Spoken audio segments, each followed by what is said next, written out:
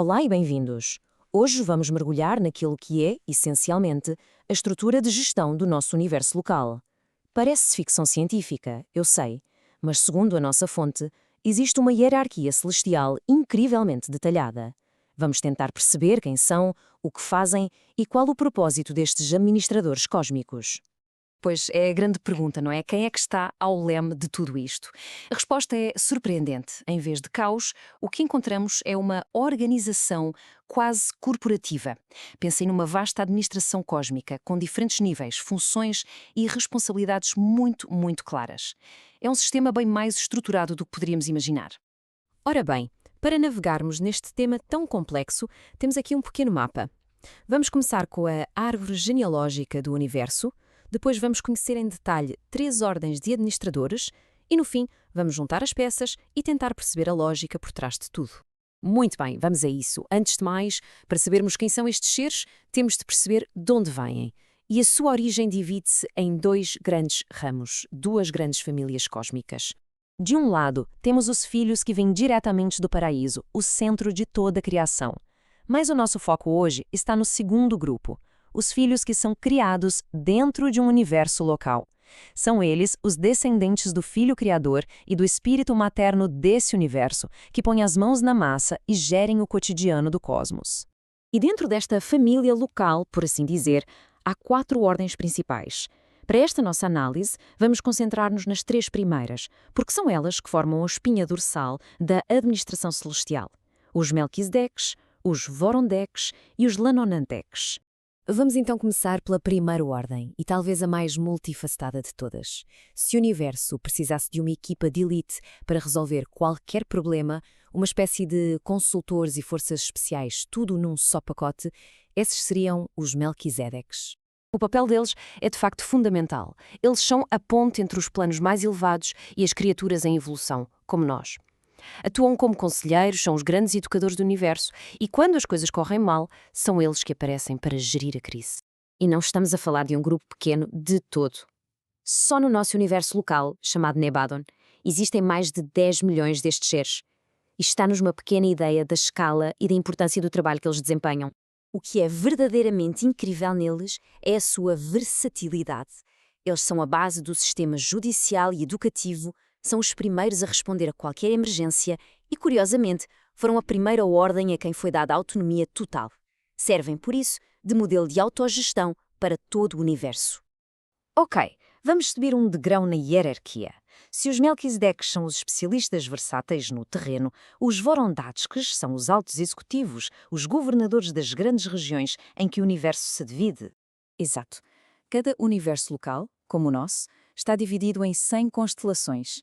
E cada uma destas vastas áreas é governada por estes seres. Eles são os administradores por excelência, focados na estabilidade e na governação a uma escala de tempo que nos é quase incompreensível. Em Nebadon, o nosso universo foi criado exatamente 1 milhão de Vorondatsques. Embora sejam menos que os Melquisedeques, a sua influência é colossal, pois ocupam os cargos mais altos da administração regional do universo. A sua principal característica é, sem dúvida, a fiabilidade. A palavra que os define é estabilidade. Enquanto os Melquisedeques grijam pela sua flexibilidade, os Vorondates são conhecidos pela sua firmeza e sabedoria. E atenção a este pormenor. Em toda a história do nosso universo, nunca um Vorondate se rebelou. Nunca. Para garantir essa estabilidade, eles governam em grupos de 3, e cada um deles serve por um período que equivale a cerca de 150 mil dos nossos anos. Isto assegura uma continuidade e uma visão de longuíssimo prazo que é essencial para gerir uma constelação. E agora descemos até ao nível mais local da administração cósmica. Vamos conhecer a ordem que está, digamos, na linha da frente. São eles que gerem os sistemas e os planetas habitados. Os Lanonandeques são, portanto, os executivos no terreno. Eles são os soberanos que administram os sistemas locais, que são basicamente conjuntos de planetas, e também servem como príncipes planetários, governando mundos individuais como o nosso. Esta ordem também tem a sua própria hierarquia. Divide-se em 3 classes. Os primários são os gestores de topo, como os soberanos de sistemas. Os secundários são os príncipes planetários, e os terciários dão apoio, fazendo com que a máquina administrativa continue a funcionar. E é aqui que a história se torna mais complexa e talvez mais interessante. Há um compromisso no seu desenho cósmico. Para serem eficazes, para nos compreenderem, eles foram criados para estar mais perto de nós. Mas essa proximidade, essa maior liberdade, vem com um preço, um risco muito, muito maior de cometer erros. E esse risco não é apenas teórico. Este número é a prova disso. Mais de 700 Lanonondecs, incluindo príncipes planetários, caíram em rebelião, causando um caos indescritível. Isto mostra-nos que o risco de falhar é uma realidade bem presente e por vezes dolorosa na história do nosso universo. Tudo isto leva-nos, claro, à questão final. Depois de vermos estas ordens tão diferentes, a pergunta que fica no ar é: porquê? Porquê criar um sistema com uma falha tão aparente? Qual é o grande propósito por trás deste desenho administrativo? Se olharmos para este quadro, temos a imagem completa. Vemos os versáteis Melquisedeques, os superestáveis Vorondadeques e os competentes, mas vulneráveis Lenonandecs. Cada um com o seu papel, cada um com o seu perfil de risco. Isto não parece aleatório, parece liberazo. E aqui está a justificação tirada diretamente da nossa fonte. A lógica é que, ao permitir uma maior liberdade, mesmo que isso resulte em erros e rebeliões no início, o resultado final é algo muito mais valioso.